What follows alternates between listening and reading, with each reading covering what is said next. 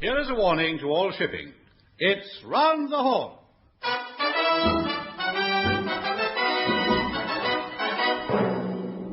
And tonight, Kenneth's guests are the Reverend Unseemly Dog Posture, conducting the mass pumas of the Women's Institute, Edge Boston.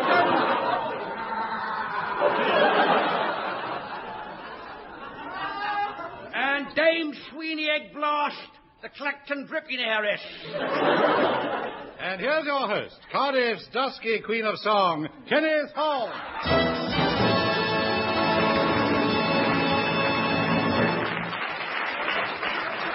Thank you. That was, of course, Douglas Smith, who would like to get it straight.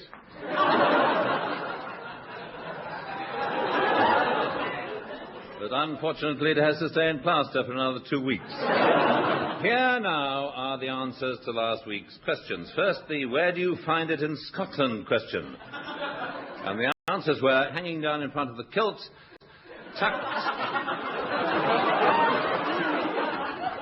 tucked under the arm and blown, and stuffed down the sock, except on Burns night when it's used to cut the haggis. Finally, the where would you find it written question, and the answers were on the base of the Great Pyramid, halfway along the Great Wall of China in whitewash, and in a tobacconist's window in the Edgware Road. At least that's where I read it, and if you're listening, Miss Lolita, I rang and rang, but there was no answer. So I've joined the Photographic Society of the Chalk Farm Polytechnic instead.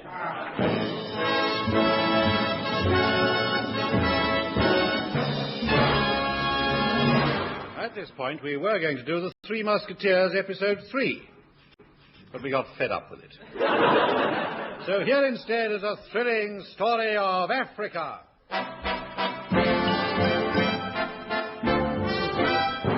We proudly present Kenneth Horne as Lip Harvest of the River. My name is Dr. Ganimal Lip Harvest III. The other two died of embarrassment. I was christened James Obadiah, St. John Abraham, Spike Loomis, Cyril Angus, Ali Ben Moses, Rastus Paddy, Heinrich Giovanni, Fuman Roger, after my father. My mother wasn't too sure. Apparently he kept his hat on throughout their brief acquaintance.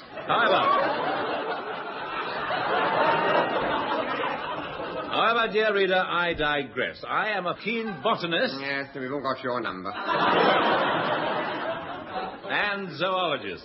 In the spring of 1883, I was in the Umpopo country looking for the great white rhino, which I'd sent up the road for the newspaper and which had never come back. One evening I was in the bar of Dutch Pete's waterfront dive having a sundowner when a strange figure lurched in. I crossed to him and, smiling politely, asked him if he fancied a jigger. No, thanks. I never dance with strange men. Will I have a drink? I need one. My name is Gaylord Forfitch. What I have done, no white man has done and lived. I've been up the Umpopo with Yellow Jack. How is he? Not bad, considering. Send his regards. I have seen things up there that would make you blanch. How's Blanche? Oh, she's fine. Yes. Same as Yellow Jack, only whiter. Yes, I have seen the lost city of the Water Lumber. Yes, the fabled lost jungle city that ruled over by a white woman known by the superstitious natives as She. Who is she? The cat's mother. They say she's over 300 years old, but as beautiful as she was when she was 250. Well, I must meet her. Why? Well, I'm attracted to older women, you see. Will you lead me to her? It's a dangerous journey, through fever-ridden swamp, through trackless jungle of mountains, across deserts, through crocodile-infested rivers. Is there no other way? Well, a 73 bus can't be... Well, I haven't got any small change, and you know these conductors, they'll never take a note. Then we must go by river. We'll sail at dawn tomorrow. The next morning we set off in the African Queen, played by Douglas Smith with cocoa on his face.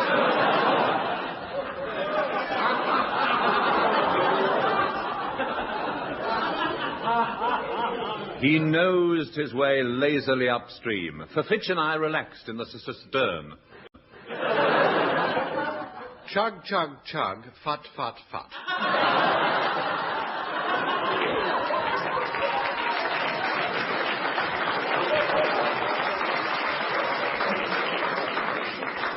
Fut, fut, Smith? Yes, sir, it's the engine. Well, give the old boiler a kick. Yes, sir. Thank you, sir. When you're an old boiler like me, you don't get many kicks.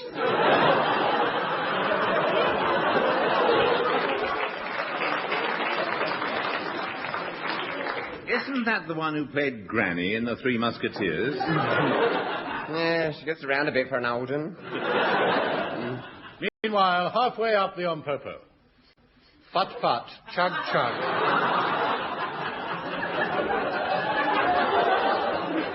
Kafong. Smith, what was that supposed to be? I think a crocodile has fouled the propeller, sir. What shall I do? Hit it on the nose with a rolled-up newspaper. From here on, we'll have to go by foot. Follow me. I think we should have moored the boat first. Help! Help! I can't swim. Well, tread water. I can't. The crocodile's gnawing my leg. Well, hop water, then.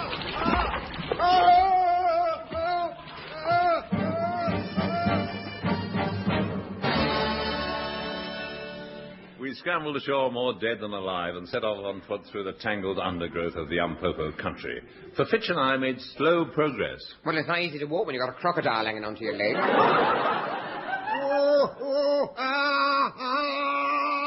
I can't go on. I'm done for. Oh, come on, Fitch. No, I'm finished. He was bent double with agony.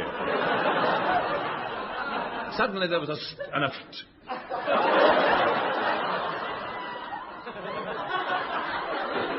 For a moment I thought he'd expired.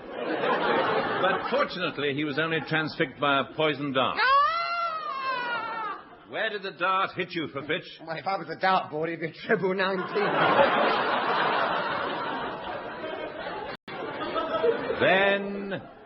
Then suddenly from out of the bush, or rather from under the bush, came the tiny naked figure of a man riding a hedgehog.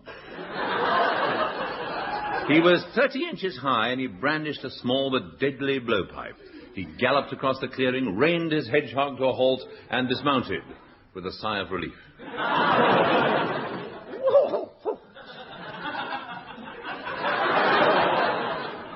Warning for you, white man. What is it? Never ride a hedgehog with no clothes on. Who are you? I'm Sonny Zal, king of the Umpopo pygmies. Observe, tiny but perfect in every detail. What brings you here? We are looking for the lost city of the water lumber and the white goddess, she. Oh, but you are injured. You need a doctor. I'll summon my tribe. George, Arthur, Sidney, Solly. Hundreds of tiny figures swarmed out of the undergrowth, and in a trice we were up to our knees in Umpopo. Take these white men to our village. But this man is injured. He can't walk. Don't worry. I'll give him a pygmy back. That night found us ensconced in a rude hut. Fitch was raving. I got fever. Your friend delirious, but witch doctor will soon cure him. Where is he? At witch surgery. He's coping with epidemic among pygmy tribe. German measles. Measles? You mean measles? No, pygmies so small, only room for one. Water! Here you are, old chap. It's not for me, it's for the crocodile. thank heavens he recognizes me. I can't feel me legs. Help me. Help him to feel his legs, will you, somebody? I'm going. It's slipping away. It's coming back. It's going again. Oh, I wish it would make its mind up. At that moment, the witch doctor arrived. He stood framed in the doorway, towering over 3 feet tall, a giant of a man for a pygmy. His ears were pierced with elephant tusks. He wore a headdress of fine ostrich plumes, and he carried a matching handbag. From his waist dangled his curious medicaments. He spoke.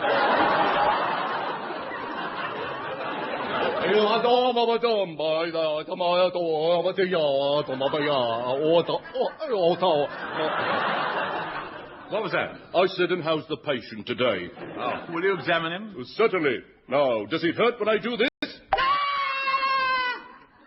Well, his reflexes are all right. Yes, now, what do you diagnose? Not well at all. Patient has a bad case of galloping. Galloping what? Don't know. It goes too fast. I suspect Betty. Betty, is that bad? Not Betty bad, not Betty good. So. And how are you going to treat it? As follows. First, I smear myself in sacred chicken fat. Then I make Kabbalistic sign. Well, there's nothing Kabbalistic. Nothing Kabbalistic about that sign. Then I summon Devil Drummer.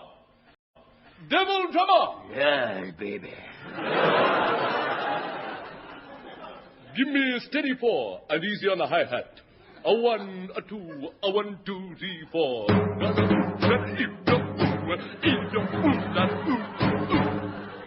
One more time.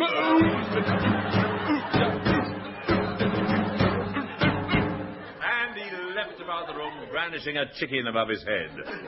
Fitch stirred, his eyes opened, he slowly sat up, and then, as if possessed by evil spirits, he screamed. Shut up! Have a bit of consideration. I'm not well. Next morning we set off again in search of the lost city and she. For days we hacked our way through the undergrowth until finally there in a valley below us lay the fabled city of Waterlumber, its marble domes and gabled minarets glinting in the sunlight. I heard a movement behind us and turned to see 4 grinning dark faces. The leader spoke. Ah, white man, we were expecting you. Would you accompany us? Delighted. And then mercifully came oblivion. When we came to, Fitch and I found ourselves lying on the marble floor of an enormous chamber.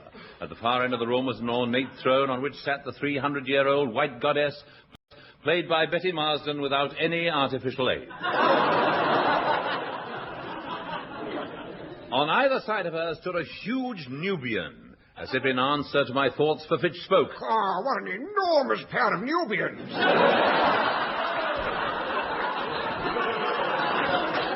That which I am is, that which is not shall be. For I am that which has always been, and what I have done many, many times. I am she, but you can call me Lil. She, I am old. 300 years have I lived, but with age there are compensations. I can get in up the pictures free on Thursday. I am old. I am wrinkled. I am hideous. But what? Don't rush me, I'm thinking. There must be something. Ah, yes. I am powerful. My whim is law. One of you shall be my lover. The other shall be thrown to the sacred shark. Which is it to be, me or the man-eating shark? Well, don't rush me, I'm thinking. See this pool beneath the throne? There waits...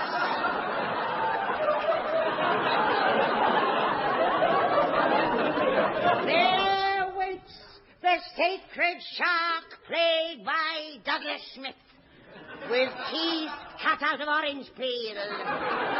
My little pet is hungry. Snap, snap. Well played, Smith. Thank you, sir. I also do sheep. All right. Well, gentlemen, have you decided? Well, for Fitch. Well, the Provis. Seems there's no choice. Last one in's a sissy. Funny, they all do that.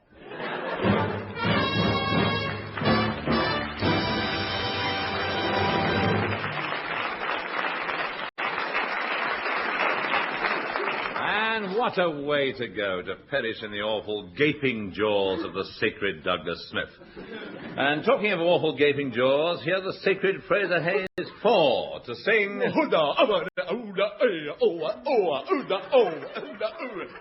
which freely translated means Serenata. Ladies and gentlemen, the Fraser Hayes 4.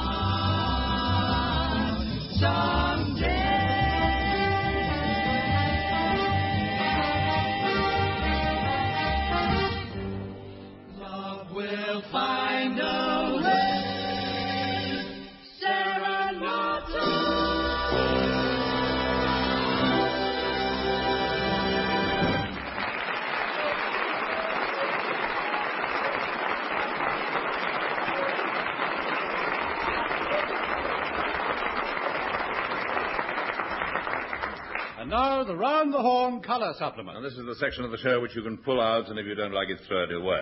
Now, first show business. Here now, interviewing a well-known personality at London Airport is that Sunday night person, Seamus Android, whose very name is a synonym for... Deep sleep.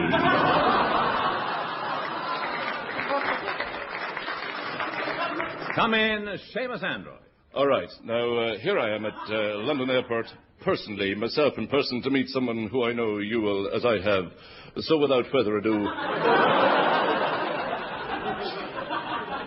Here is a world-famous personality who I'm dying to meet as much as you are, and who is dying to meet you as much as you are, and indeed, I am. All right. So here, without further ado, is the one and only... Oh, he's gone. And with that, I return you to the studio.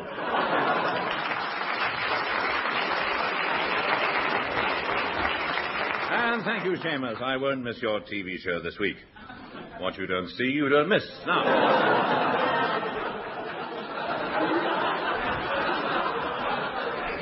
Now, this week, the Colour Supplement special feature is devoted to the Englishman and art. Throughout history, the English have been connoisseurs of the arts. Come in, Gregory. Most kind. There's something I've just acquired, and I'd like your opinion on it. In here, look next to the dagger. Good heavens, a constable. Yes. Genuine, do you think? Let me see. Lovely. Lovely. No doubt about it. It's a genuine constable. Absolutely lovely. Oh, thank you, sir. I do try to keep myself nice.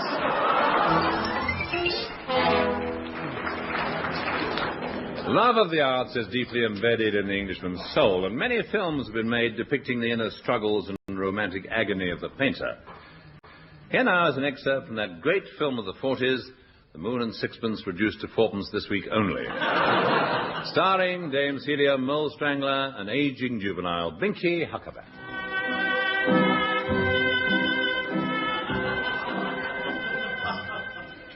Can I come in, Charles? Yes, Fiona. I'm glad you've come. It's finished. Oh, Charles, I think you've captured it. It's a small masterpiece. It's not everybody's cup of tea, but I like it. Thank you, Fiona. I mean, you wouldn't see anything like this hanging in the Royal Academy.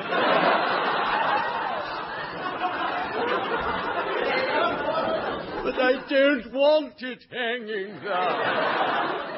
But, Charles, I'm not quite sure that I understand what you're doing.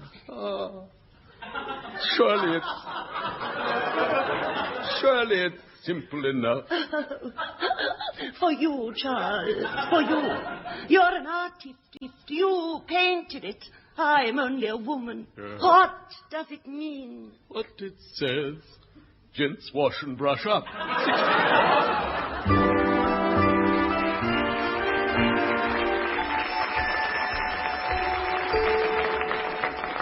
The agony of the artist. And here's an artist who's been responsible for more agony than almost anybody alive.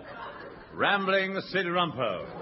Hello, me dearie. Sing Bogle Titwillow and lack a day for the fly be on the term. Yes. Well, now, you're a great exponent of the art of folk singing. Now, what are you going to give us this week? It is a taddle groper's dance sung by the villagers of Musgrove Parver, and it heralds the coming of the Oak Apple Fairy, or Sanitary Inspector, as he is known in they parts. The taddle gropers grope around while the turve maiden merrily whirls her splod. And they dance to a roundelay that goes after this fashion.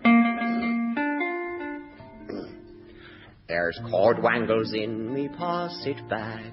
What shall I do, my Mary-O? And I can't woggle my artifacts. What shall I do, my darling?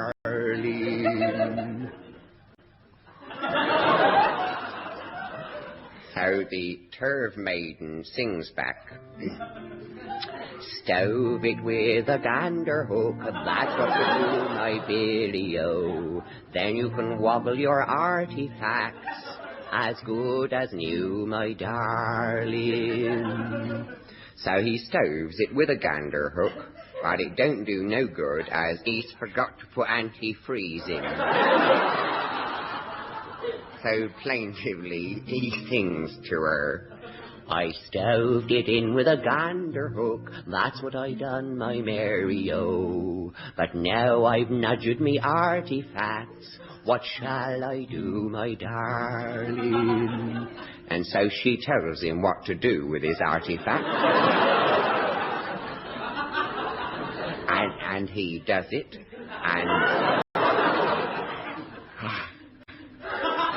and then they dance off, woggling and groping their taddles to the following refrain. Billy Cock, oh me Billy Cock, oh who will nadger me dander?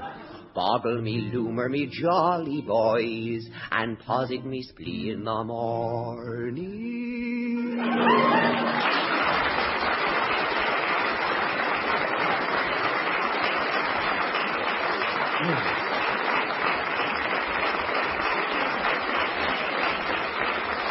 And thank you, Rambling Sid. I can find the words to express my feelings. They're in the script of Till Death Us Do Part. Well, now, art is subject to changes of fashion, and the current vogue is for Victoriana, old uniforms, and so on. Last week, I paid a visit to a shop near the Portobello Road, and the sign over the door read, Bona Antiques. I entered gingerly. Hello. Hello, anybody there? Hello, I'm Julian. This is my friend Sandy. Oh, hello, Miss Rose. Oh, hello. Oh, it's nice to see you. Oh, it's lovely to talk to you. Oh, you come to have a browse through our bric-a-brac? You want it, we've got it. Yeah. Don't see it, just ask for it. Yeah? Do you have anything in mind, Mr. Horne? Oh, I see you're eyeing that piece in the corner. It's beautiful, isn't it, Jewel? Beautiful, beautiful it is. Thing of beauty, that is. It's a wangy rocker. Well, I don't rock my own wangies. I have a little woman round the corner who does it for me. Oh, bold. Oh, do they get the cheeky they are? Oh. Jewel, change the subject. Yeah. Here, I've got it. What about here? Uniform. Oh, yes. Uniform. Very in, very sheesh. Very chic uniforms. I mean, they're chic-ish. Chic-ish. Chic-ish. Fantabulosa. Uniforms are in. They're the utmost. Yes, I've heard that wearing old uniforms is the latest craze. And we've got the craziest utmost. Good heavens. Soldiers' uniforms, sailors' uniforms. Look, how'd you fancy yourself as a gay hussar? Oh, he'd take a lovely hussar. Lovely hussar. With great bullion epaulets. Yes. And all the frogging down his lallies. All of this, look, what about fireman's uniform? Very butch. Very butch. Yes. Comes complete with 14 yards of hosepipe and a dinky little chopper. Oh. Yeah. Lovely, that is. Yes, I'm sure it is, but, Lovely. you know, I somehow can't see myself wearing that to the Junior Carlton Club. Unless, of course, it was on fire. No, perhaps you've got a point. How about a naval uniform? Naval uniform? Well, do you think it's me? Oh, do you think it's him, Jules? It is him. It's him, isn't it? Him, yes. Yes. Naval uniform just does something for you. Yeah, just slip it on. Right. Yeah. Yeah. Oh. Fantabulosa.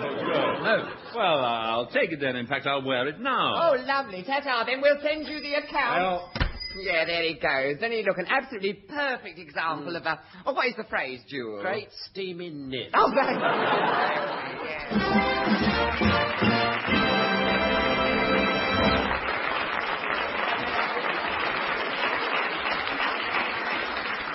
and in my second-hand naval uniform, I got many admiring glances, several compliments. I also got arrested for impersonating a Wren officer.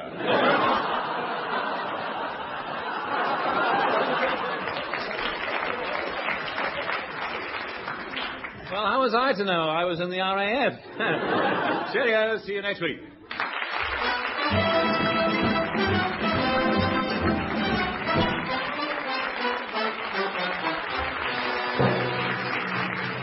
That was Round the Horne, starring Kenneth Horne, with Kenneth Williams, Hugh Paddick, Betty Marsden, and Bill Pertwee. On the musical side, you heard the Fraser Hayes Four and Edwin Braden and the Hornblowers. The script was written by Barry Chalk and Marty Feldman, and the show was produced by John Simmons.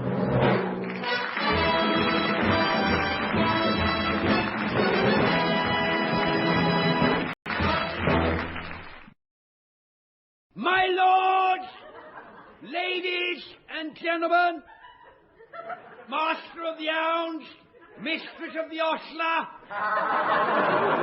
father of the groom, stable boys, unstable boys, kinky girls, whippers in, whippers out, fellow followers of the fox, members of the noble hunt who unfortunately cannot be with us today, please be upstanding and raise your stirrup cups. The toast is John Peel in his coat so gay. We've all got his number, dear. Ladies and gentlemen, I give you Jorrocks. With which I would like to couple Round the Horne.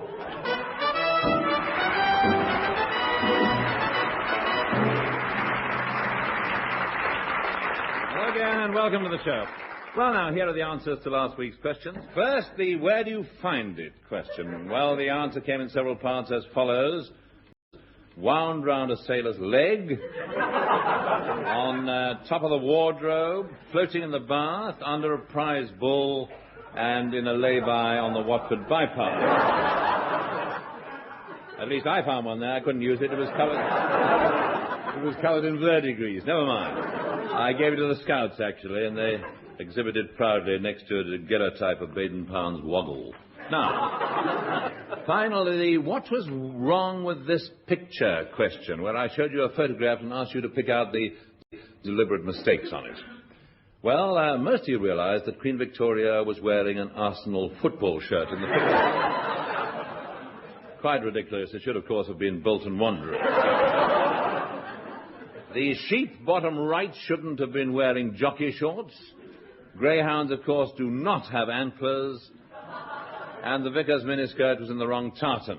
Now, the prize for the winning entry has been sent to Mrs. J. Monk's Haunch, Seaview Cottage, Tibet. And is, as promised, the Bank of England nude calendar featuring Mr. Lippincott, the ex-governor, in a series of saucy poses, representing the 12 months of the fiscal year. And so to our new feature, Smith. Smith, wend your way over to the microphone and make the announcement, will you? Here he comes, Douglas Smith, the well-known happening. And now, ladies and gentlemen, it's Armpit Theatre.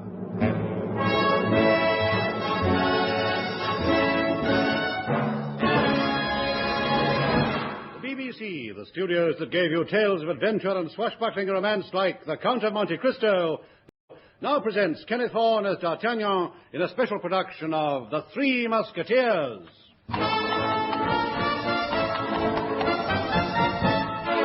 My name is D'Artagnan.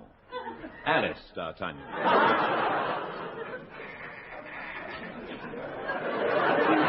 But that's another story. I'm half Bourbon with a dash of ginger. That, too, is another story. My father was a small landowner in Gascony. He was 3 inches high, to be exact. My family had fallen on hard times. Not for us delicacies like frog's legs. We had to eat the rest of the frog. Small wonder my mother and father croaked when I was still quite young. In 1662, I decided to go to Paris to seek my fortune.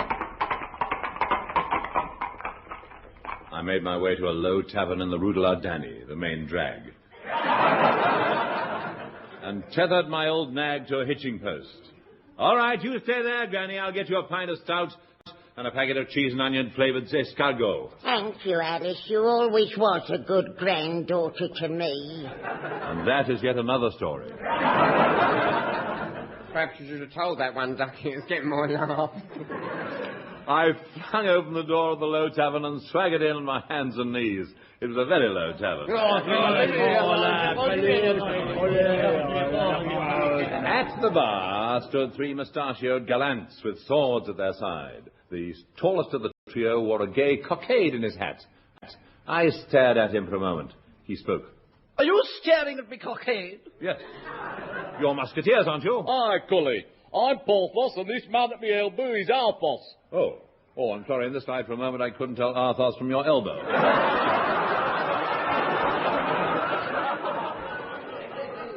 I'm here. This is Aramis. He gestured with his gleaming épée at the gloomy, saturnine man at his side. He had the face of an unfrocked priest, and the ears of an unfrocked rabbi, which he carried in a matchbox at his waist. He extended his hand to 7 years with options and kissed me on both cheeks. Enchanté, mon brave. That is your actual French. Nous sommes, as you may have gathered, your actual musketeers. Yeah, the King's Own? Well, no, not for keeps. Our motto is one for all and all for one. And I'm one.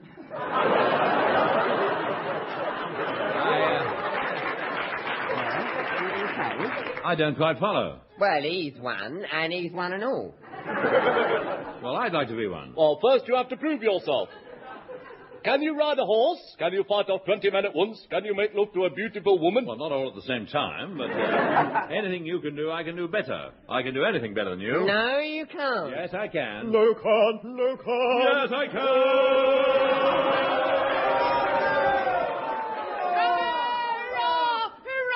No dog of a Gascon can speak like that to a musketeer. I challenge you to a duel. And I. And I. To the death. To the death. To the death. To the death. At dawn tomorrow. At dawn. At dawn. Oh, well, could you make it 12 for 12:30? I'm having my hair done. And Vidal gets furious if I cancel. Same here. So be it. So be it tomorrow, then, the Champs-Élysées. I'll wait by the Eiffel Tower. But it won't be built for 300 years. I'm in no hurry. But why fight on the Champs-Élysées? Because it's a dual carriageway. There will now be a short musical interlude while the enormity of that joke sinks in.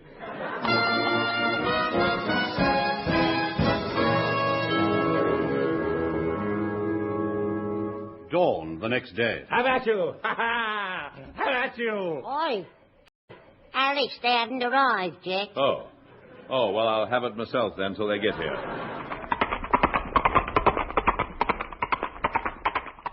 Ho there, Gascon dog. No, that's Granny, the Wonder Horse. Dang beast. Oh. Ah, here come Porthos and Aramis. Will you fight us one at a time or all together? All together. Sing something simple as time goes by.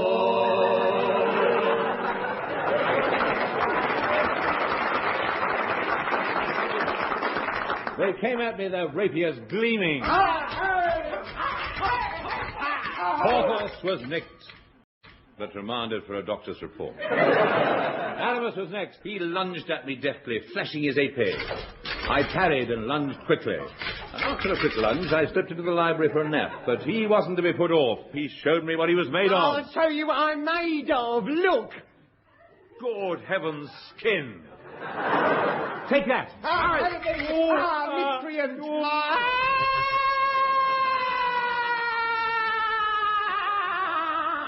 Touché. Is he? Yes, he is. He's overacting. But he'll soon be all right. Now, you, Athos. Look out! Hey, look out! Look out! Here come the Cardinal's guards. Owing to a shortage of caste, there'll be a short pause while everyone changes to guards.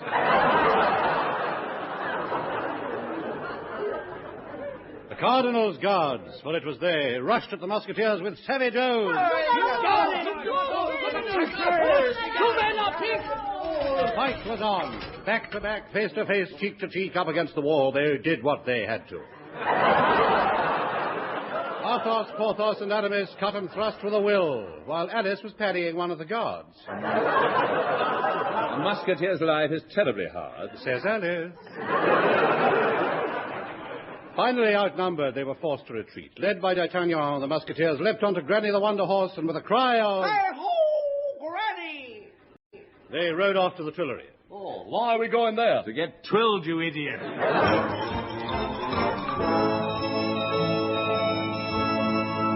Meanwhile, at the decadent court of the effete King Louis, word had reached the Queen. I heard that, Lou. That's a nice word to use in front of your Queen. That's nice language for the King of France to use, that is. I'm sorry, Queenie. I dropped the orb on me toe. Oh, but I'm royalty, I am. I've got breeding. Yes. If you put a pea under me mattress, I'd feel it. It'd give me jip all night. It Oh, would. shut your cake hole, you great fat nose pot.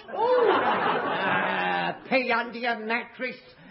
You could put 2 stone to King Edward's in your pit and you'd still sleep like an og. Oh, I'm an Habsburg, I am, and don't you forget Well, it. button your Habsburg lip.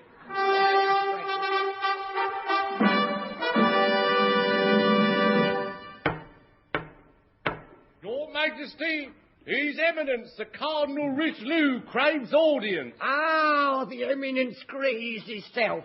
Show him in. Oi, this way, your greasy eminence. Your Majesty.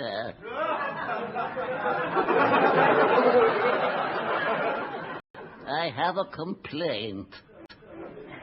The next line was cut by the Ministry of Health on the grounds that it was infecting the lines around it.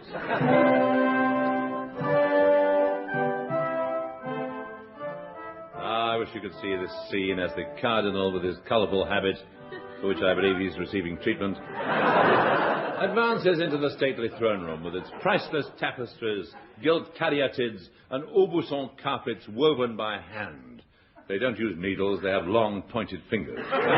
What a colourful spectacle, with the deep crimson of the curtains set off by the silver gleam of the simulated nickel plate.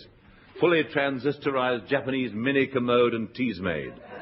Obtained for only 50,000 coupons from Podgast's Navy Cut cigarettes.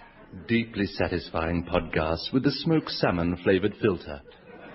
Buy some for Louis.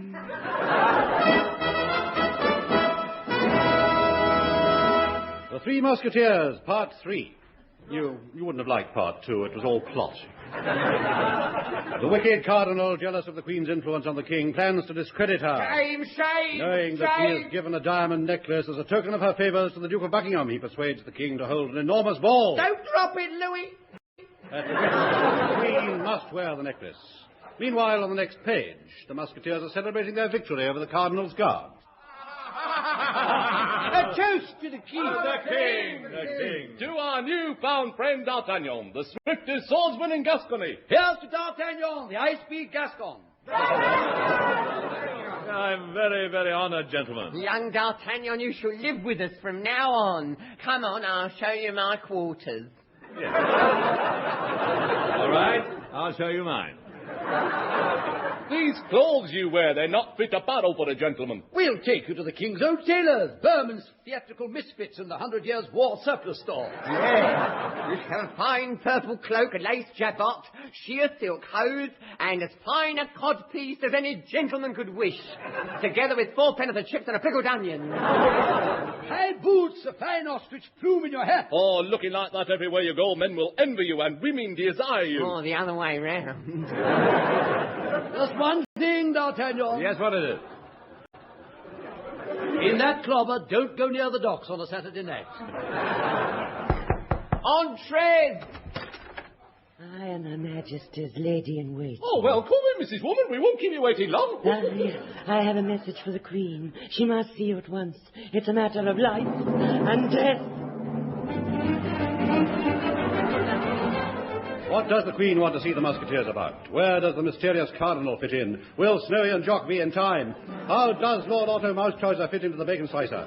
What is the sound of one hand clapping? Can you look me in the eyes and say you love me? Tune in next week for episode 2 of The Three Musketeers.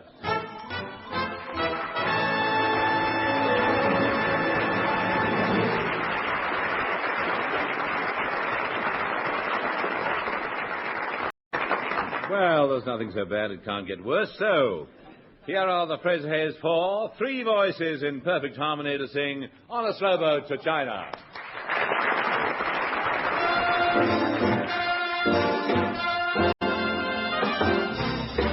I'd like to get you on a slow boat to China, all to myself alone. Get you and keep you in my arms evermore. Leave all your lovers weeping on the faraway shore. Out on the briny with the moon big and shiny, melting your heart of stone. I'd like to get you on a slow boat to China, all to myself alone.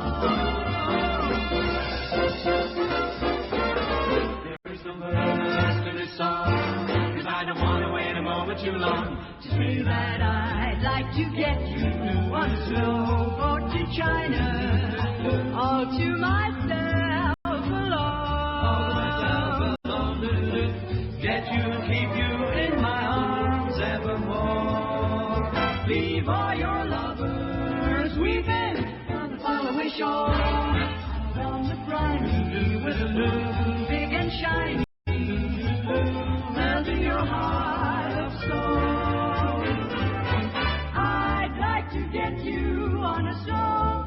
China, all to myself alone, belly your heart of stone. I'd like to get you on the sailboat to China, all to myself alone.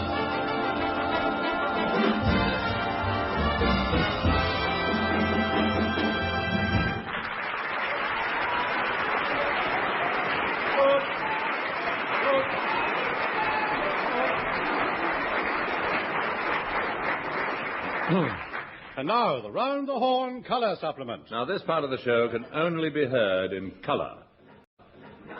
And like the newspaper supplements, it comes entirely free, so if you don't like it, well, don't come whining to us. So, to our first item, Swinging London. Trendy columnist Brad Smallpiece with news of current events. Among the many exciting events to titillate the visitor to London this week are Formation Goat Nadgering for the Bulstrode Cup at the Wimbledon Palais, Armadillo baiting at Crufts, the Ideal Spotted Dick exhibition at Olympia, and Floodlit Horse Massage at the Ivory Stadium. But I myself would plump for the camping exhibition at the Marine Commando Club, Paddington, weather and police permitting. Yes. I shall make a beeline for it. The colour supplement now turns its attention to a frequently criticised but essential part of the contemporary scene, the British judicial system. Every day at the Old Bailey, scenes like this are being enacted. Yes, I admit it. I killed her. I killed them all. They said I was mad. Me, mad, mad, mad. And I'll show you. I'll kill you. I'll kill you all. Then we'll see who's mad.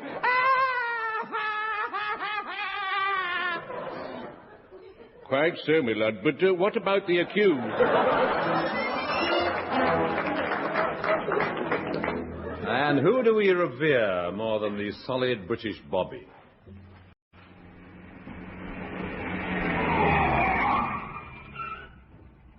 What is it, Constable? Just breathe into this, will you, sir?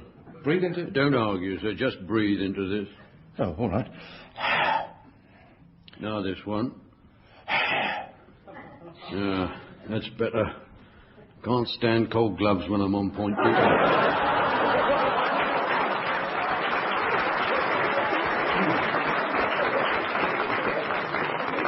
Of course, there have been many folk songs written about the law, and here now to sing one is that doyen of folk singers, a man who has few peers, except through the window of the nurses' hostel in the Balcon Road. Your very own rambling Sid Rumper. Well, hello, me dearie, for I dangle my grummet till my billy boils. Yeah, well, I'll have a cup if it's no trouble. Now, what song are you going to give us now?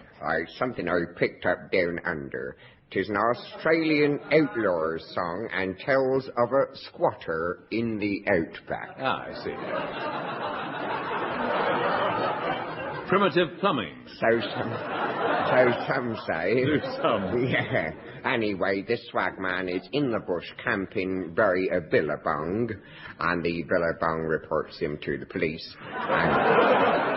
And up come the troopers. 1, 2, 4, and... 1, 2, 4. It was 3's day off. Oh, yeah. So anyway, they catch him having a jumbuck in his tucker bag.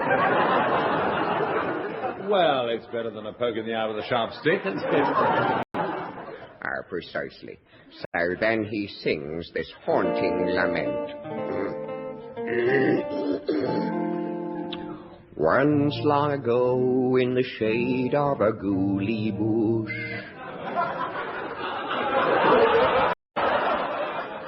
toasting his flood by the old faggot's glee, rested a gander man, a nobbling of his woggle iron, and stopping a sheep in the old mill street. And up come the troopers and hung him by the billabong. They twisted his woggle irons 1, 2, and 3. Now his ghost sits and moans as it grunges in his gander can. Old come a woggling his jumbuck with me.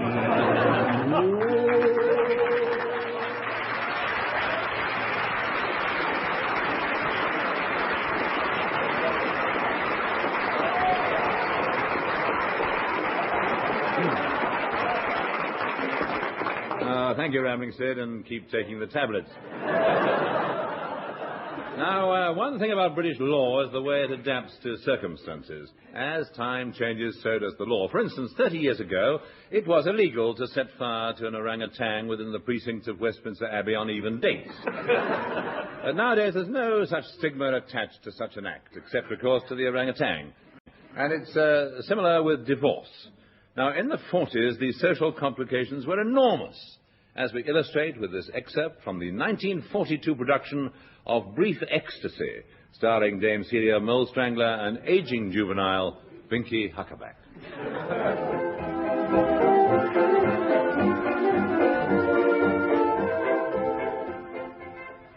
Fiona, I'm asleep. No, Charles. Are you? No. Neither am I. I can't get off.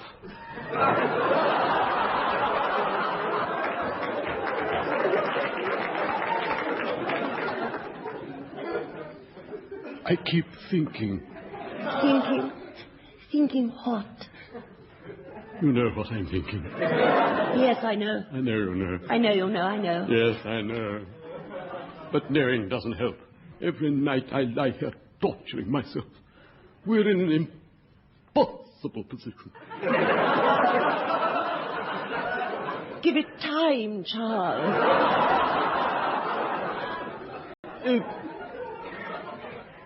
If only your husband would divorce you. But he won't, you know, Roger. Yes, Roger. I'm sick of Roger. This is his house. I see him everywhere. Roger in the morning, Roger in the evening, Roger at supper time. He'll always be between us, Fiona. Hold me, Charles. I can't. Somehow, whenever we're together, I feel he's there between us. Yes. I feel that too.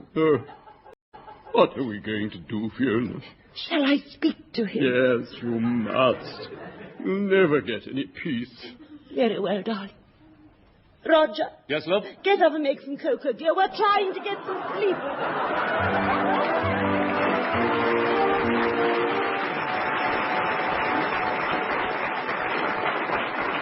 From time to time, the most honest, law-abiding citizen gets entangled with the law. I did myself recently. Very uncomfortable it was. And I was recommended to a fashionable firm of solicitors in Lincoln's Inn. The brass plate on the door read, Boner Law. Hello, anybody there? Oh, hello, I'm Julian. This is my friend Sandy. I've got my articles and he's taken silk. Frequently. Well, Miss Strawn, how nice to value your dolly old eek again. Oh, what brings you trolling in here? Well, can you help me? I've erred. Yeah, we've all erred, Ducky. It's common knowledge, isn't it, Jules? Look, will you take my case? Well, it depends on what it is. We've got a criminal practice that takes up most of our time. Yes, but apart from that...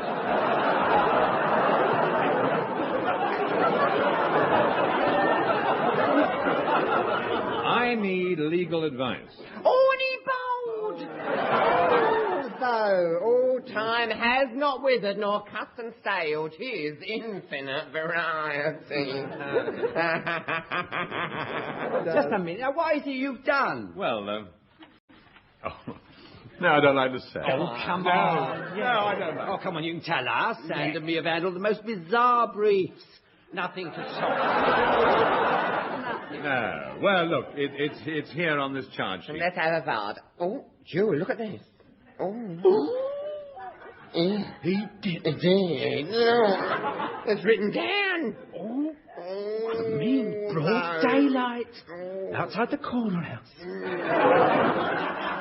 Aren't you ashamed? Yes, but it is only a parking offence. Only? They're very hot on that. What do you think, Jules? Well, let me look up my tort. She's looking up his tort. No, sometimes it takes him hours to find what he's looking for. What? He wants a mirror. Oh, he found it. Well, I recommend we try Verulium ad camforum, actus injuria linctus est. That's your actual Latin. Yes, what does he mean? I don't know, I got it off a bottle of horse rum. Sounds good, though, doesn't it? How should we tackle it, Sans? I think we should plead insanity. Yes, but what about Mr. Horne? Oh, him. Oh, I'll defend him. I'll do my speech for the defence. Yeah. Try to hear it. Yeah, I can't contain myself. That's your problem, Duffy. Go on, do you please, Sans? Yes. Oh, he's an eloquent pleader.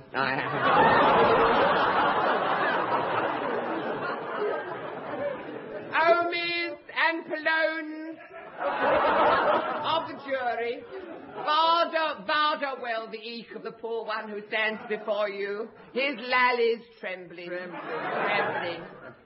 He has his share of guilt, but who is without him? Who is without him? We all have a bit. Everyone. We have our share. Yeah. His only crime was that he loved not wisely, but not too well. This kid never had a chance. No. Born on the wrong side of the tracks. Forced to take in washing.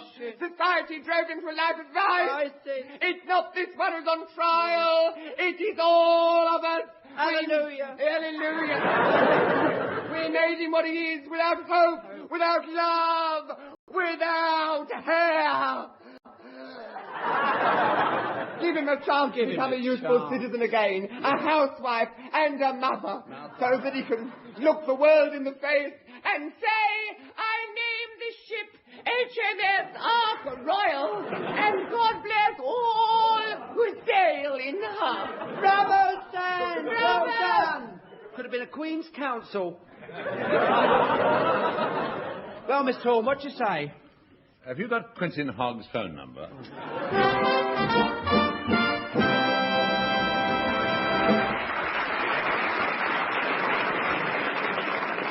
Well, they did defend me in the end, and I got off.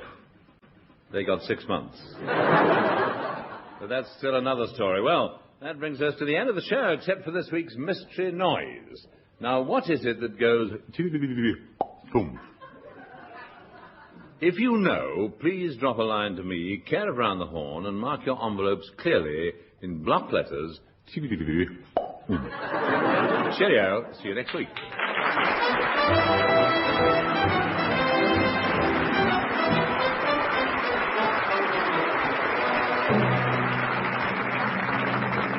That was Round the Horne, starring Kenneth Horne, with Kenneth Williams, Hugh Paddick, Betty Marsden, and Bill Pertwee.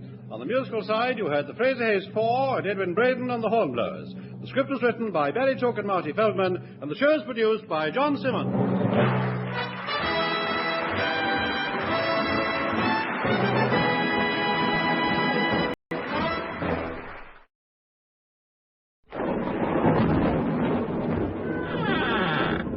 Come into my laboratory, my dear. Oh, what is it, Baron Frankenstein? Look. No. It's horrible. I don't want to see. You must. Oh. Yes, people say I have a sick mind, but I've done it. I took a few bits from here and a few bits from there. I stuck them together anyhow. It's crude, but at last it's complete. It's monstrous. What are you going to call it? What else can I call it but Round the Horne?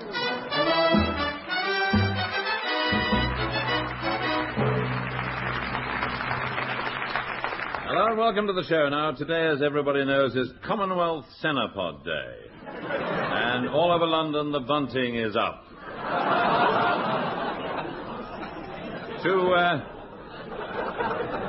To celebrate the centenary of the noble Cenopod, they're holding a goose fair in the grounds of Lambeth Palace.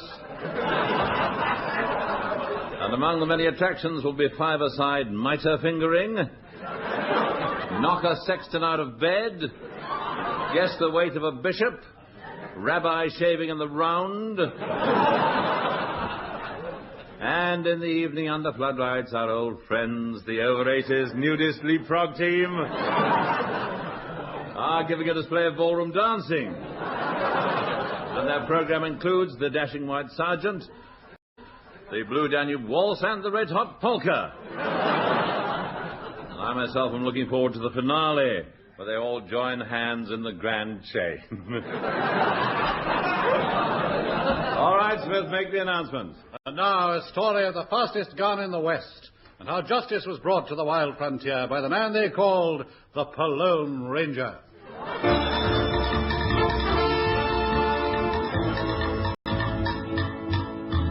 My name is Wild Alf Pubes. I'm an old panhandler. You don't have to tell us, Doctor.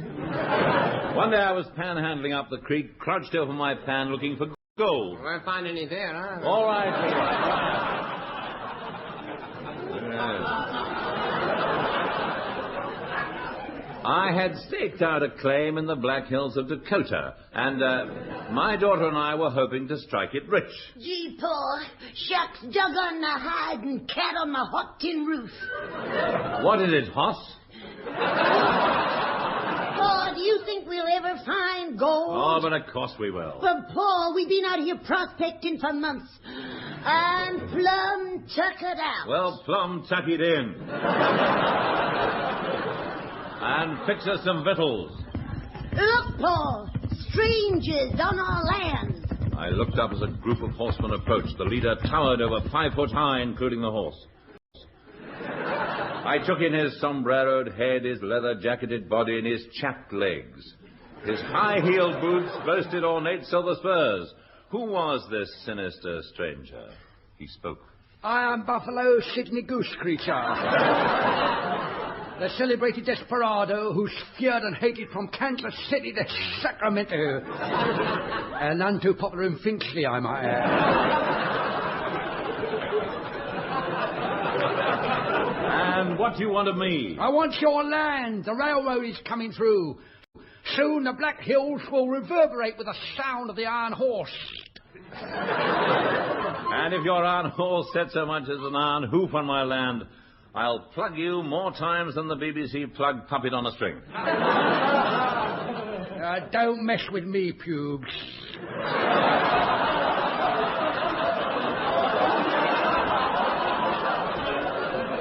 We're desperate men. He gestured at his swarthy companions. This is Mexican Solly Bucket. He was with the Villa. Pancho Villa? No, Aston Villa. He's transferred to me in the close season. And this is Two Chin Panda Body. He's a hired gun. Works for anyone, don't you, Two Chin? Two Gin? Surely you mean two guns. No, dearie. Two gins and I'm many bodies.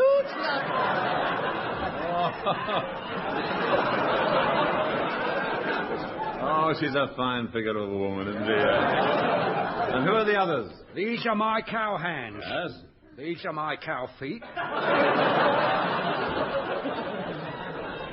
And that's me cow heel. I'll give you 24 hours to get out of this territory. 24 hours? Got to you 23. Adios, amigos. Adios.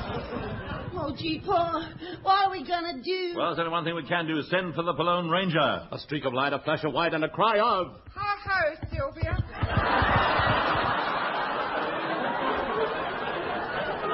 It's the Lone Ranger. Whoa, Sylvia. Allow me to introduce myself. I am the Lone Ranger, and this is Sylvia, the Wonder Horse, played very quietly by Douglas Smith in Blinkers. Steady, girl. Look at her. Cats meet Monko. She looks run down. Well, we've ridden 500 miles to get here, and she's due for a service. But we're at your command, me and my trusty Palaiorno. Palomino. Well, any Palaiorno's a Palomino. And you've ridden 500 miles just to say that. A fool's errand. Tell me, Lone Ranger, why do you always wear that mask? Some say it's because I'm a wanted criminal seeking to atone for my crimes. Some say I wear it to prevent unsightly crow's feet. But the real reason is the elastic's caught round my ears and I can't get the damn thing off. I ride from place to place, righting wrongs, protecting the strong, attacking the weak. I taking from the poor and giving it to the rich. Shouldn't that be the other way round? I know what side my bread's buttered, Ducky. Now then, what is your problem? Well, the wicked rancher, Buffalo Sydney Goose Creature, is trying to drive us off our land. If you can help us, I'll give you everything I have. My land, my gold, my daughter. You drive a hard bargain. But I'll do it. I'll summon my Indian friend, Squatting Duck. Oi, Ducky. Hello. You're wanted. I come in answer to your bidding, oh white brother cock. I do. He was educated abroad. Can you find Buffalo Sid Goose Creature for us? I can, oh white brother. For have I not the nose of an eagle, the eye of a hawk, the feet of a gazelle, the ears of a puma, the chest of a buffalo? Let's face it, I'm not much to look at, but I can't half go. I can swim like the fish, climb like the mountain goat, and run like the clappers. Yes. Yes. He sees like a lynx, hears like a roebuck, and smells like a badger. Follow me. All right, but at a distance. The amazing Squatting Duck set off, and even though we were on horseback, we found it hard to keep up with him. He was driving an E-Type. We rode into the small town of Outlaws Creek. Eh? Outlaws Creek. Oh, only when they wear corsets. And while we nipped in for a quick shave and hot towels, the Palone Ranger swaggered into a bar called The Last Chance and Hearty Beast in search of Goose Creature. It's the Palone Ranger. Hey, what'll it be? Give me 2 fingers. Of rye, you idiot. I want a drink, not an opinion. Hello, partner. What brings you down to these parts, eh? I've got a lousy agent.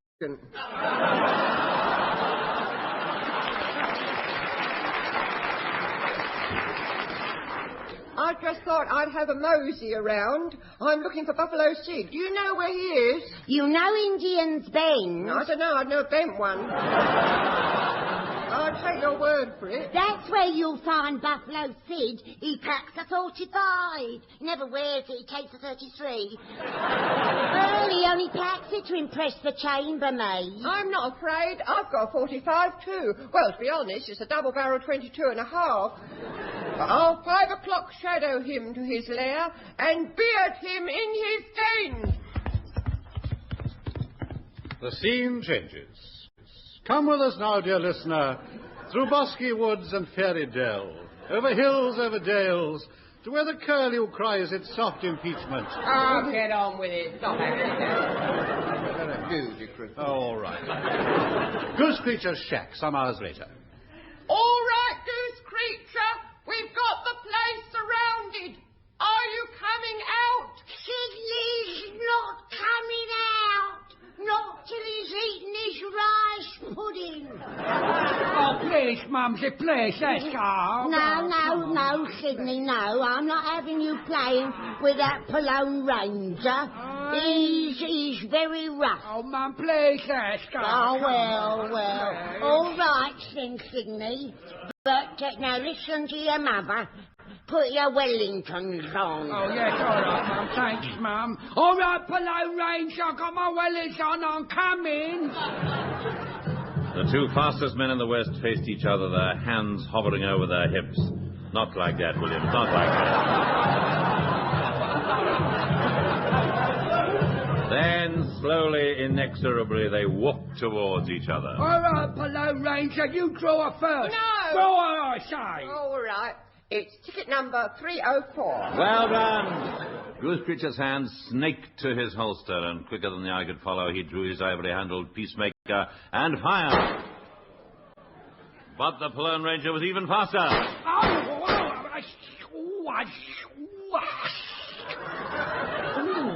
Sparring gosh. You've got him, Palone Ranger. But Palone Ranger, you're hurt. It's nothing. He's just winged me in the heart. This is the end of the trail, old buddy, old pal. But we'll meet again in that great corral in the sky. If not, my place for drink is at 6. And that was the end of the Lone Ranger. Clutching the hole where he'd been plugged, he ran round in ever-diminishing circles. And with a final gurgle, disappeared down his own plug hole.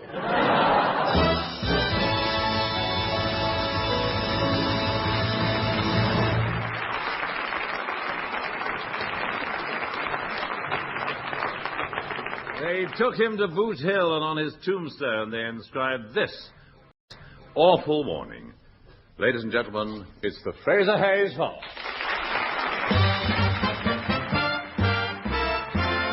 Zing, zing, zing, zing, zing, boom, boom, hey. Zing, zing, zing, zing, zing, Magdalena's gay. Zing, zing, zing, zing, zing, boom, boom, hey. La, la, la, ha, ha, ha. Zing, boom, hey. La, la, la, la, ha, ha, ha. Zing, zing, hey.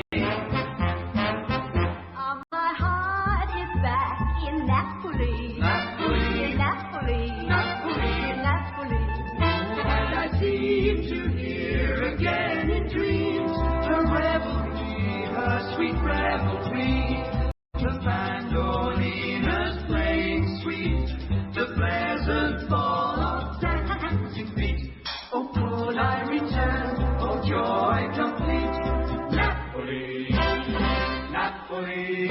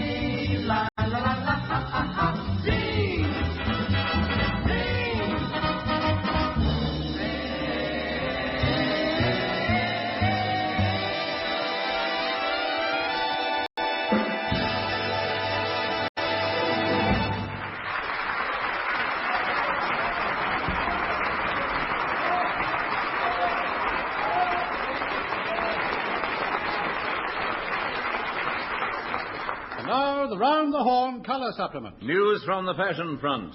At a recent gala film opening, Twiggy wore a topless dress. Asked for her comment, she said, I was mortified. Nobody noticed. And at the same affair, there was an unfortunate mishap. Dusty Springfield's eyelashes fell off and stabbed Sandy Shaw in the foot. And now over to trendy Sunday night TV personality, Seamus Android. Well, now. All right. Hello. Well, tonight I've got someone rather special who I know you'd like to. So, without further ado, I'd like you to give her a big warm, because I know she'd appreciate it. And I'd like to add, but I can't. Or subtract or divide, and I'm not very good at reading either. But I have a warm spot, and it gives me a great thrill. But that's none of your business. And with that, good night.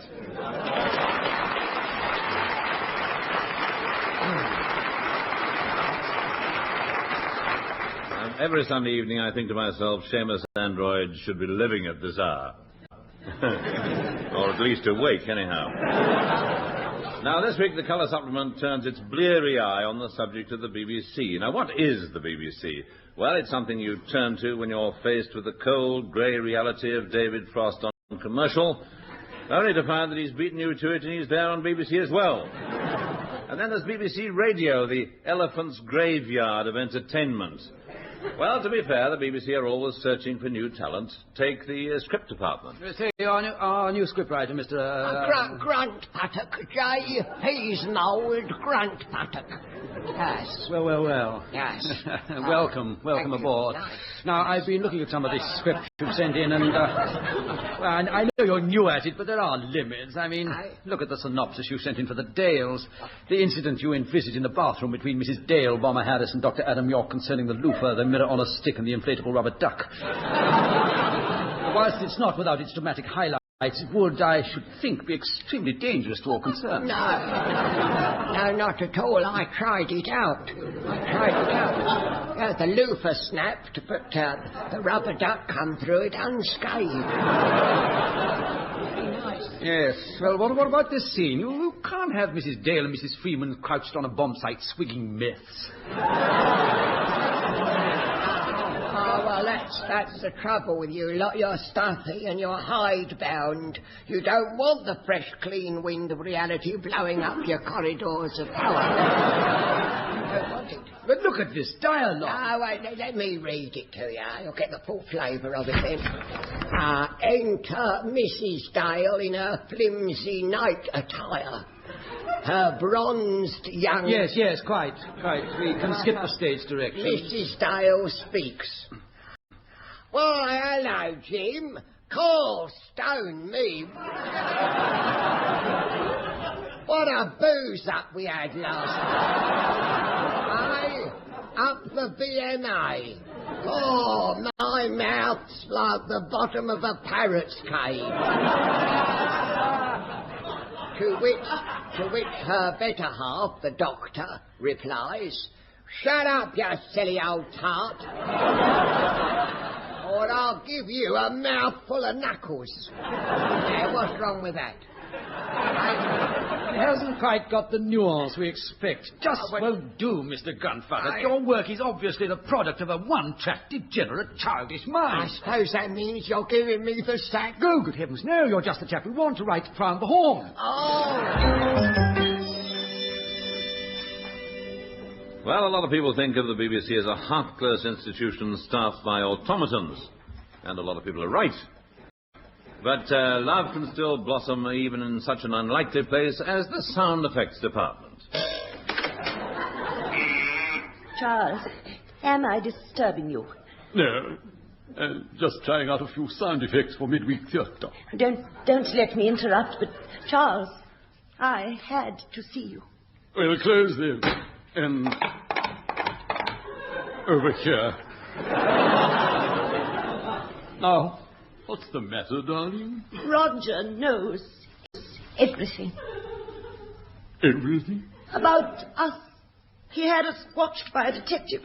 He signed an affidavit to the effect that he's seen us on 4 separate occasions and in the grill room of the Ritz. Come, my dear, don't yourself. It'll ruin your makeup. Here, let me take you in my... and kiss you on this. And dry yours on mine. Am I being a foolish little... Charles, I just want to know that you still... me, and that you'll always... me, even when I'm old and... Yes, I'll always... you... as long as there's air in my body. Life will be one long...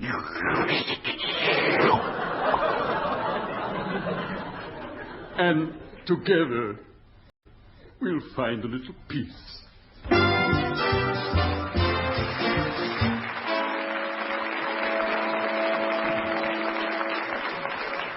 It makes you feel absolutely... Well, it does me, but then I'm just a sentimental old... And talking of... Here's Rambling Sid Rumbo.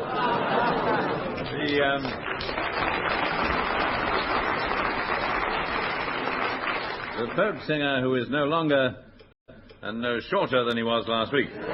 He's about the same length in his stocking mullahs. Now, well, good evening, Rambling said. Hello, my dearie-o, for I'll wordle titwillow and jump Jim Crow. Yes, yes, you do that, they can always edit it out of the recording. Now, what are you going to sing us? 'Tis an air that I shall be doing on my new LP, but of course there I shall be accompanied by the Loomer Fairfax Spondling Chorale.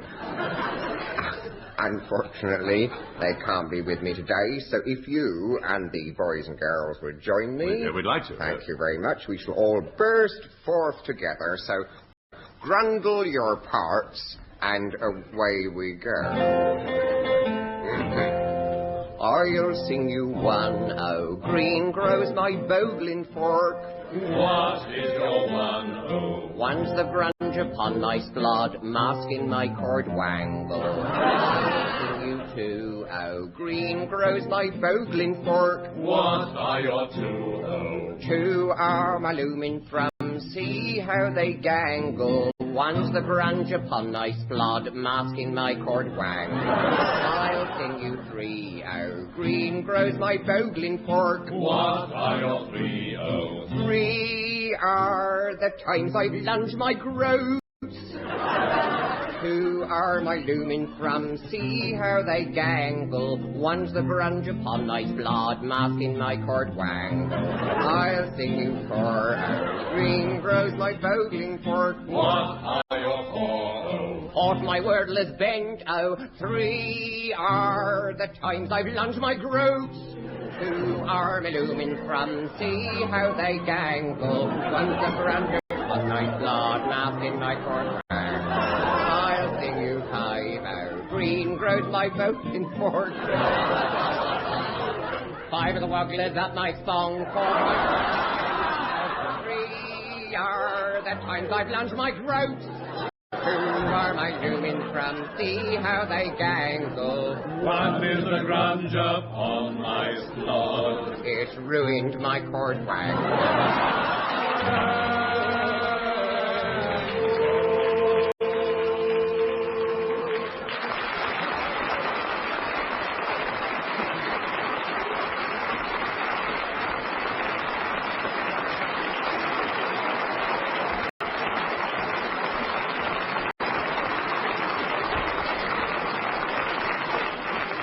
Well, that's better out than in.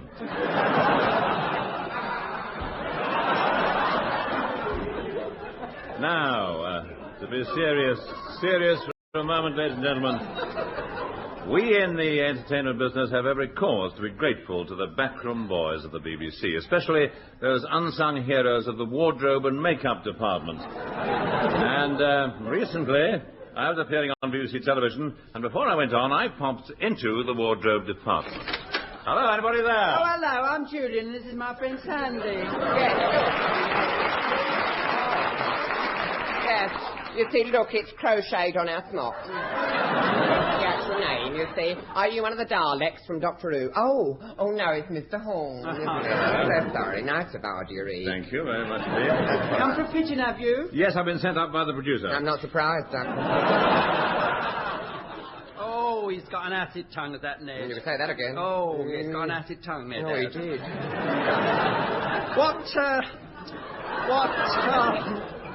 Where was I? Yes. What show? Carried away there. What show you doing, Mr. Horne? You come for Sweevil Up East? Well, not no, but if you've got the kettle on, I don't... Oh, he's bold! And cheeky with it. Yes. What sort of programme are you doing then, Mr. Well, Horne? it's an interview programme. You're not on Oh Me Alive. Oh, of course he's not. He's much more your Varder of the Week, aren't you, Mr. Horne? Well, to be honest, I'm not quite sure. They just said report to Studio 6. Well, let's see what's on the schedule. Look up your call sheet, Jewel. Eh? Yes, Sarah Varder. Well, he's not a black and white minstrel. And he's not one of your likely lads. No.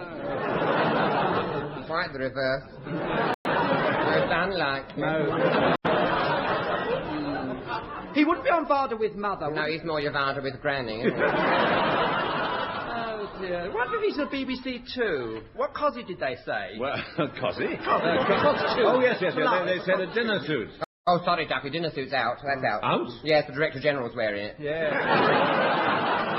And I hope he don't put his hand in the trouser pocket. Why? Oh. Channing Pollock had it on last. Oh, yes, you know, that one that produces the doves from the most unlikely place. Now, just wait a minute, Ma. Do you mean the BBC has only got one dinner jacket? Yes, it's part of the economy drive. They all wear it. Eric Robinson, Ronnie Corbett. Not at the same time, of course. No, I don't know, though. You can't tell. Ronnie could be in there somewhere. Yeah. Usually is. Anyway, it's out. No, most of our stuff's out. Let's look through the wardrobe and see if we can find you some boner dress. Yeah. What about this? What about this very chic? Oh, yes. Only been worn one. By Kathy Kirby. You've got much the same measurement. No. Distributed differently, of course. No, I think not. Well, it's either that or this outfit as worn by Jimmy Savile. And of the two, I'd rather have Kathy Kirby's. Yes. Well, now you'll want your baubles to go with it. Yes. You see, your And baubles. this wig. Your wig, you see, a few jobs of makeup there. Yeah. Oh, look at pictures, isn't it?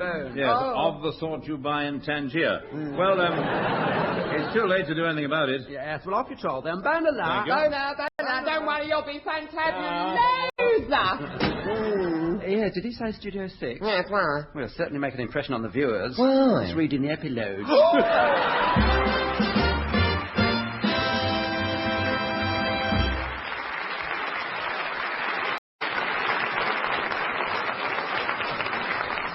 And I think I'm the only man who read the epilogue in gold lame and a henna-rinsed wig. Cheerio, see you next week.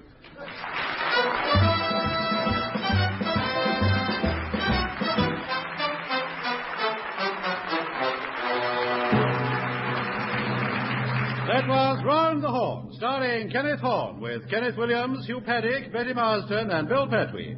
On the musical side, you heard the Fraser Hayes Four and Edwin Braden and the Hornblowers. Special effects by Ken Gregory and Andrew Cartridge. The script was written by Barry Chalk and Marty Feldman, and the program is produced by John Simmons.